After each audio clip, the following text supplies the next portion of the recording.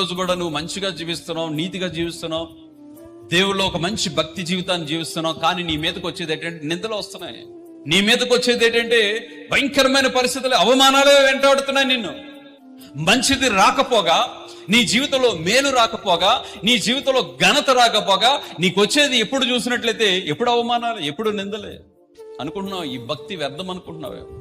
ఆ బయట ఉన్నటువంటి భక్తిహీనులను చూసి, అరే వీరింత భక్తిహీనులుగా ఉన్నారు, వీరు బ్లెస్ అవుతున్నారు, నేనంత భక్తిమంతుడిగా ఉన్నాను, నా భక్తి ఎందుకు వ్యర్థమని అనేక సార్లు పడిపోతున్నటువంటి, వెనకాడుతున్నటువంటి పరిస్థితులు ఉన్నావు. ఆయన శాసనాలు మార్చగలిగిన దేవుడు, ఆయన పరిస్థితులను మార్చగలిగిన దేవుడు, ఆయన ప్రతి జీవులను కూడా మార్చగలిగిన వాడు, చట్టాలను మార్చగలిగిన వాడు. నువ్వు చేయవలసింది ఏంటంటే ఓరకుండు ప్రార్థన చేయ. ఈ భక్తిని ఎక్కడ కూడా నువ్వు ఏం చేయకూడదు, విడిచిపెట్టకూడదు. నువ్వు చిన్న చిన్న వాటిలోనే నమ్మకంగా ఉండలేదే, నువ్వు చేసే ఉద్యోగం దగ్గర కానీ, నువ్వు ఉంటున్నటువంటి మనుషుల మధ్య కానీ, నువ్వు జీవిస్తున్న సమాజంలో కానీ, నువ్వు చిన్న చిన్న విషయాలకే నువ్వు స్థిరంగా నిలబడలేకపోతున్నావు.